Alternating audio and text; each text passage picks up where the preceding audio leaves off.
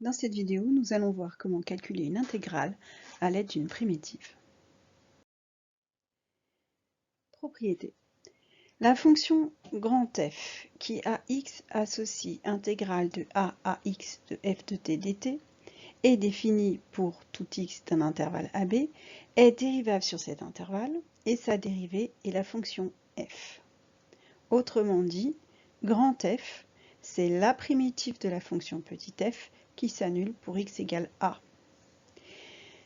Alors, vous remarquerez deux, trois choses. La première, c'est que la variable x qui est ici est celle que l'on retrouve sur la borne supérieure de l'intégrale. Raison pour laquelle ici on n'a pas de x, mais une autre variable pour ne pas confondre. Je vous avais déjà dit que cette variable muette peut être représentée par n'importe quelle lettre sauf celles qui sont sur les bornes.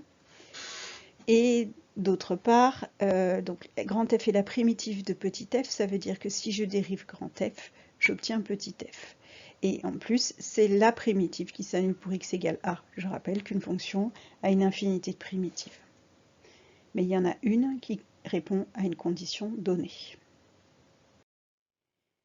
Exemple d'utilisation de cette propriété qui n'est pas très simple, mais qui permet d'obtenir une autre propriété que nous utiliserons énormément. Un mobile se déplace le long d'une droite et le mobile est soumis à une accélération constante, petit a, qui vaut 0,25 mètres par seconde carrée. À l'instant t égale 0, la vitesse initiale du mobile est v0. Alors d'après mes cours de physique, de sciences physiques, je sais que l'accélération en fonction du temps, c'est la dérive, c'est dv sur dt, autrement dit c'est la dérivée de la vitesse par rapport au temps. Donc ceci, je rappelle, c'est la notation qu'on utilise en sciences physiques, en mécanique, et en langage mathématique, on écrira a de t égale v' de t. Donc, si l'accélération, c'est la dérivée de la vitesse, ça veut dire que la vitesse, c'est une primitive de l'accélération. Et la vitesse de notre mobile, ça va être la primitive telle que à t égale 0, la vitesse vaut v0. Donc, j'utilise ma propriété, on en déduit que la vitesse v en fonction du temps, c'est l'intégrale entre 0 et t de a de u du, j'aurais pu mettre n'importe quelle lettre, plus v0, donc celle-là, quand t vaut 0, ça vaut 0, 0 plus v0, quand t égale 0, j'ai bien v de 0 qui est égal à v0. Et donc ça fait intégrale entre 0 et t de a, puisque la fonction accélération est constante, puisque le solide est soumis à une accélération constante. Donc ça fait intégrale de 0 à t de a fois du plus v0. Donc il va falloir estimer cette intégrale. Or, j'ai là une fonction constante, donc en fait l'intégrale entre 0 et t de a du, ça va être l'intégrale entre 0 et t de a du, ça va être l'aire de ce rectangle qui a pour largeur t et pour hauteur a. Donc là, l'aire de ce rectangle, c'est a fois t. Et j'en déduis que v de t égale a de t, a fois t plus v0.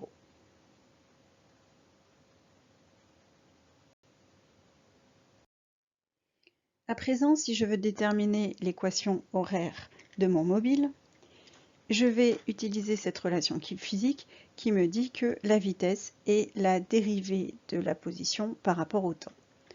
Autrement dit, l'équation horaire x va être x de la fonction x de t va être une primitive de la fonction v et l'équation horaire de notre mobile va être la primitive de la fonction v qui s'annule qui vaut x0 quand t égale 0. Ce qui va donner que x de t, c'est intégrale entre 0 et t de la vitesse, v de u du, plus la position initiale. Or, tout à l'heure, on avait vu que v de u s'exprimait en a fois u plus v0.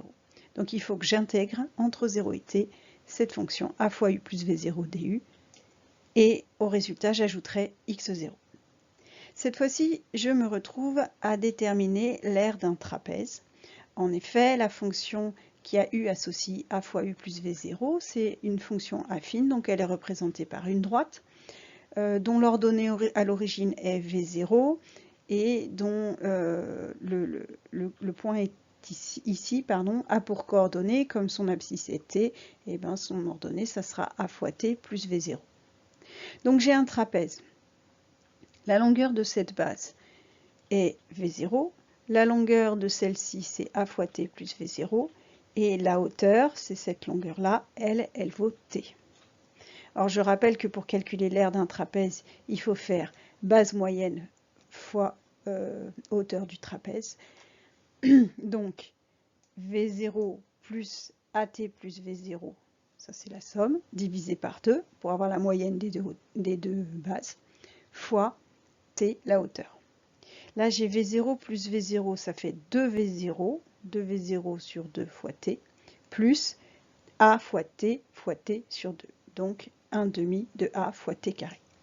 Et donc on obtient que l'équation horaire de notre mobile, x de t, est égale à 1 demi fois at carré, plus, là ça simplifie, v0 fois t, plus x0. Et on retrouve une propriété physique que vous connaissez déjà. À présent, voyons une propriété qui est primordiale dans ce chapitre. Si j'ai une fonction petit f qui admet une primitive grand F, alors, pour calculer l'intégrale entre deux réels a et b de f de x dx, il suffit de calculer grand F de b, donc de celui d'en haut, moins grand F de a. C'est une propriété fondamentale qu'il faut absolument connaître et en pratique, c'est cette propriété que l'on utilisera pour calculer les intégrales puisque nous allons le faire avec des fonctions quelconques et par conséquent, nous ne pourrons pas utiliser les formules des triangles ou des trapèzes. Alors, exercice d'application qui pourrait être un morceau d'exercice de bac. On considère la fonction f définie sur l'intervalle 0,6 par f de x égale 10x moins 5 exponentielle moins x. Première question, montrer que la fonction grand F définie sur l'intervalle 0,6 par grand F de x égale moins 10x moins 5 exponentielle moins x est une primitive de la fonction petit f sur cet intervalle. Alors la technique, quand l'énoncé vous propose une primitive, puisqu'en fait c'est très compliqué de trouver c'est souvent très compliqué de trouver une primitive, lorsque l'énoncé vous propose une primitive, la technique consiste à la dériver et de vérifier que sa dérivée est bien égale à notre fonction petit f. Donc on dérive la fonction proposée. Cette fonction-là, c'est une fonction qui s'écrit sous la forme u de x fois v de x, avec u et v de fonctions. U c'est moins 10x moins 5, donc sa dérivée c'est moins 10 fois 1 plus 0, donc ça fait moins 10. Et v c'est la fonction exponentielle moins x, donc sa dérivée c'est moins 1 fois exponentielle moins x, c'est-à-dire moins exponentielle moins x. À présent, je vais appliquer la formule de la dérivée d'un produit qui est u' v plus uv'. Donc u' moins 10 fois v exponentielle moins x plus u moins 10x moins 5 fois v' moins exponentielle moins x. Bien sûr, je veille à garder les parenthèses, puisque après il faudra probablement développer, en tout cas il faudra multiplier bien toute la fonction u de x par tout le terme u de x par le terme v'.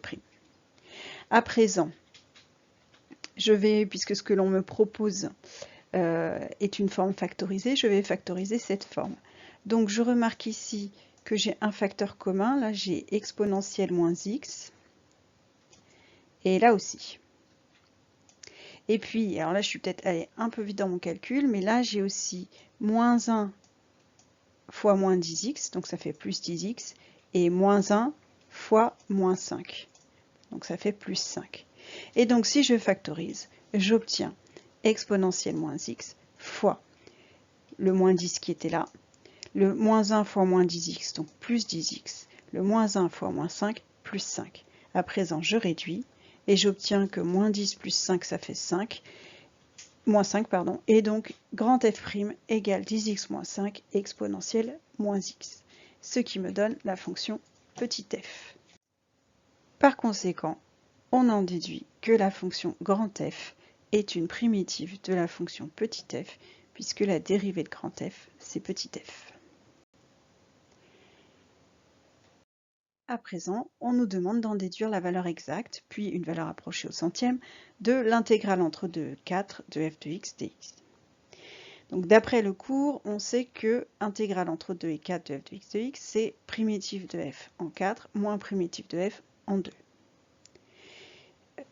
Je peux prendre n'importe quelle primitive de la fonction f. Or, je viens d'en déterminer une à la question précédente, qui est celle-ci, grand f de x égale moins 10x moins 5 exponentielle moins x.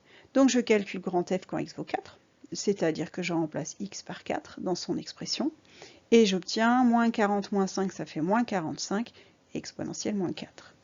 Je calcule grand f de 2, je remplace x par 2, moins 10 fois 2, moins 20, moins 5, ça fait moins 25, et exponentielle moins 2.